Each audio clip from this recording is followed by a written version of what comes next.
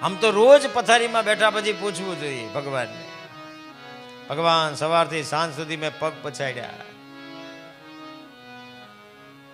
આખા દિવસનો સર્વે. હમણાં નવું એક યંગ જનરેશનમાં એક નવો ક્રેઝ આવ્યો છે, મુંબઈમાં છે, અહીંયા તો ખબર નહીં મને, કે સાંજે જ્યારે સુવા જાય ને આ કોઈ બેન ભાઈ આ યુવાન, તો એ મોબાઈલની અંદર આખા દિવસની દિનચર્યા લખી નાખે.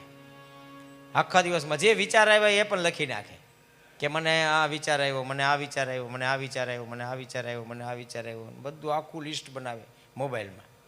અને પછી એને 4 વાર વાંચે, અને 4 વાર વાંચી અને પછી એને ડિલીટ કરી દે. બહુ સારું છે. વાંચ્યા પછી ડિલીટ કરે છે ને, તેની પાછળ જો વાંચ્યા પછી એ વિચારે કે આટલા કામ મારાથી ખોટા થયા, એટલે ધીમે ધીમે એના જીવનનું પરિવર્તન આવે. અને ધીમે ધીમે જીવનનું પરિવર્તન આવે તો આપણને કેમ જીવવું જોઈએ એની આપણને બધી ખબર પડી જાય. આવું થતું જ પહેલા આપણા ઋષિમુનિઓ કહે છે, રાતના પથારીમાં બેસો ત્યારે પૂજ્ય દાદા પાંડુરંગ શાસ્ત્રી વર્ષો પહેલા કહીને ગયા છે, મને તમને પથારીમાં બેસો ત્યારે ભગવાનને પ્રાર્થના કરો, કૃષ્ણાય વાસુદેવાય હરિયે પરમાત્મને પ્રણત કલેશ નાશાય ગોવિંદાય નમો નમઃ. હે ભોળાનાથ, સવારથી સાંજ સુધીમાં અનેક પ્રકારના અપરાધો કર્યા છે.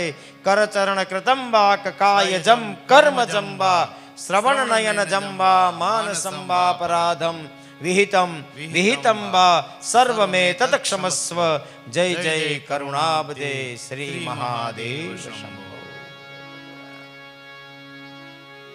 તારો અપરાધી છું. સવારથી સાંજ સુધી મેં તારી સાથે કેટલો ગેરવ્યવહાર કર્યો છે. ભગવાન એના માટે હું ક્ષમા માંગુ છું. સવારમાં ઉઠો ત્યારે પાછા તાજા.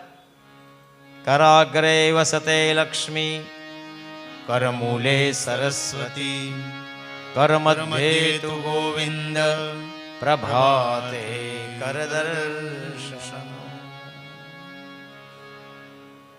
આપણે મા બાપ વગરના છીએ જ નહીં. આપણા મા બાપ જગતના માતા પિતા છે જ. આપણે જ બધા કહે છે ત્વમેવ માતા ચ પિતા ત્વમેવ, ત્વમેવ બંધુ ચ સખા ત્વમેવ, અરે ત્વમેવ વિદ્યા દ્રવિણમ ત્વમેવ, બધું તમે છો મારું. ગીતા તેટલા માટે કહે છે, સર્વધર્મ પરિત્યજ મામેકમ શરણમ વ્રજે, બધું છોડીને મારા શરણમાં આવી જા, બધી જિમ્મેદારી મારા હાથમાં. આપણે જ કહે છે મારા ઘટમાં બિરાજતા શ્રીનાથજી. ક્યાં બેસે ભગવાન? ઘટમાં. મારું મનડું છે ગોકુળ વનરાવન, મન એ ગોકુળ અને વનરાવન છે. આપણે જ ગાઈએ છીએ મારા તનના તુલસીના વન, આપણા શરીરમાં તુલસીના વન છે. તો એ ભગવાનને બીજે શોધવા કરતાં આપણી અંદર છે એનો અનુભવ આપણને થાય.